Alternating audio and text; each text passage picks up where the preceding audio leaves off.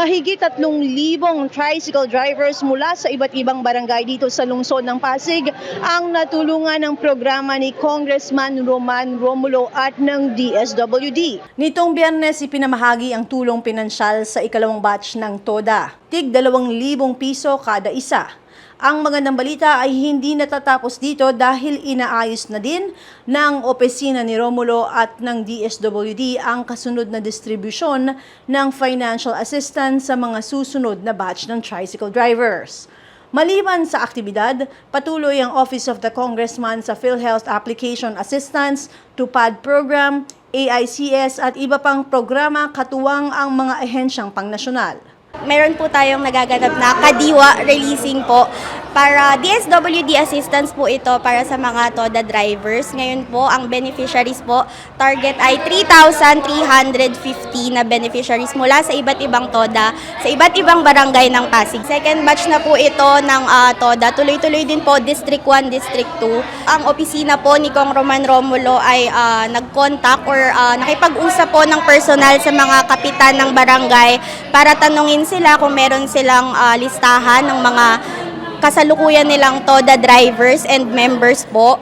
Kung may mga ibang katanungan po or impormasyon na kailangan, nakipag-ugnayan din po kami sa mga TODA presidents ng iba't ibang barangay para ma-verify po namin yung mga impormasyon po nila. Pare-parehas po ang natatanggap ng TODA drivers po natin, nagkakahalagang 2,000 pesos po. Maraming salamat po sa patuloy po na pagsuporta po sa mga programa po ni Kong Roman Romulo and sa patuloy na pasensya and pag-unawa po dahil sa manpower po ng opisina namin, kahit po kaunti kami, libo-libong mga tao po yung natutulungan po. Tapos ito po, batch 2 pa lang to. Meron pa kaming hinihintay po na batch 3 para naman sa pinagbuhatan. As per the mga TODA po and sa kapitan din po, nasa mahigit 3,000 po iyon. Pinagbuhatan itself po parang nasa 3,000 daw po sila. Pero hintayin natin yung actual na numbers po na dadating po sa opisina. May iba pa rin po kaming mga TODA po sa District 2, sa kagaya sa Rosario, sa San Miguel and sa Maybunga na hinihintay po. Para naman po yun sa batch 3 lahat. Masaya ang mga benepisyaryo, ang ilan sa kanila nakangiting nagpapasalamat sa natanggap na tulong.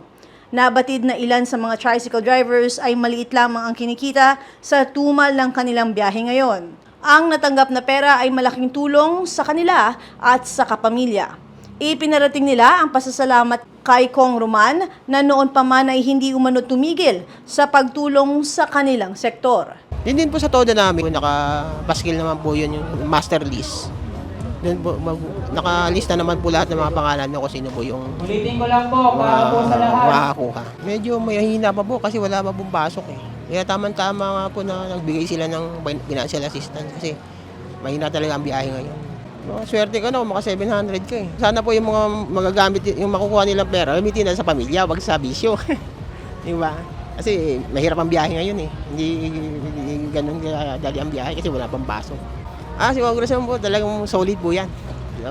Simula nung nasa Pasig ako, si Congressman Roman Romulo, talagang hindi sa akin sumisiro yan pagkabutuhan. Talagang mabait tao yan. Talagang lahat na matulungin po talaga si Congressman. Malaking bagay ito, natutuwa kami kay Congressman. Lalong maganda ma'am kung makita namin si Congressman.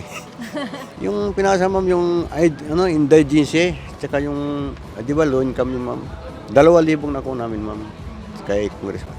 Madaling mano yun ma'am, pambili ng mga gastusin, mga pagkain, ganyan, mga budget sa bahay. Natutuwa kami, medyo gumaganda yung biyahe namin ma'am. Sana gastusin nila yung nako nila para sa mga pamilya. Magpapasalamat kami kay Congressman Roman Romulo. Natutuwa kami sa mga TODA. Ako si Luan Peñano para sa latest ng iNews Pasig.